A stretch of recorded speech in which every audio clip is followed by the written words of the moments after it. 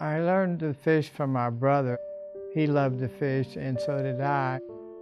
My family had this fishing cabin, and it's isolated. You can only get there by boat. One of the times I was down there, my life changed forever. At 2 o'clock in the morning, apparently I must have rolled out of my bunk bed.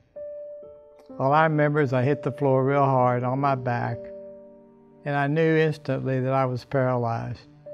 I remember laying on the floor and I could barely breathe because my diaphragm was paralyzed.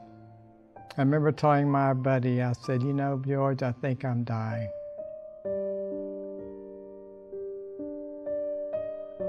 Paula and Brooke, my youngest daughter, flew down to the hospital, and the neurosurgeon came out and told Paula, "Your husband is going to live, but he will be totally, completely paralyzed from his neck down for the rest of his life." And I remember the scripture, Proverbs 19:21, that says, "Many are the plans in a man's heart, but God is God's purpose that prevails."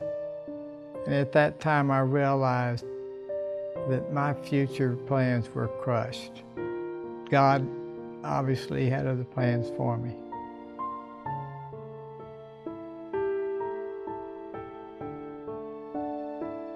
When I was going through my therapy, I often thought of the book of Job. And I related to Job because I remembered how he suffered so much.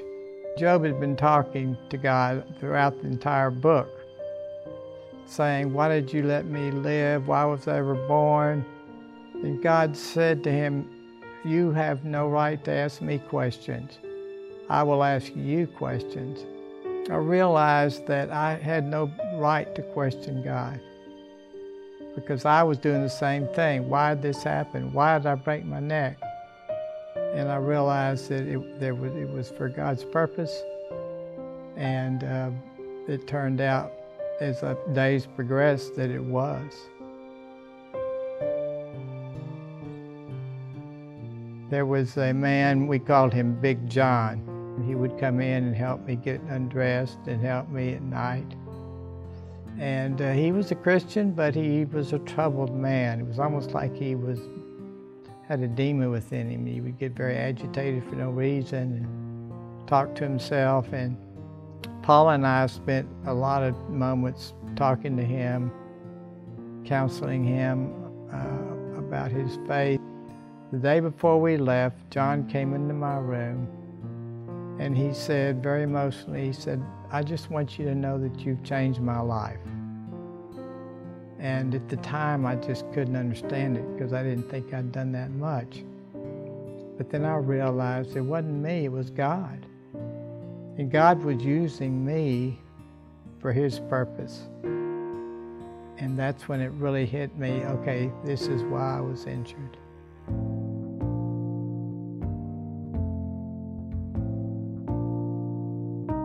Every time I would go in the hospital, people would come into my room, and I had a platform. People listened to me because here I was in a wheelchair, and here I was in the hospital, and yet I was witnessing to them. I was telling them how happy I was. Right now I'm witnessing to one of my caregivers. She doesn't seem to be real responsive, but I'm not going to quit. And so I'm just one of these people who's just passionate about witnessing, and I look forward to some of the new caregivers. I realize that I have the gift of evangelism. For some reason I always have, and fortunately I've been able to utilize my gifts. And everyone has a gift, and I just encourage everyone to try to find out what your gifts are and try to use that gift to further God's kingdom, especially during trials, because when we're under trials is when we're stressed the most. But that's when our spiritual gifts can come through and serve the Lord. And this is my goal, that God will say, "Well done, good and faithful servant." in many ways, I'm glad I broke my neck, because I've been able to make such a difference. So as a result of my injury, I'm a much better man than I was before.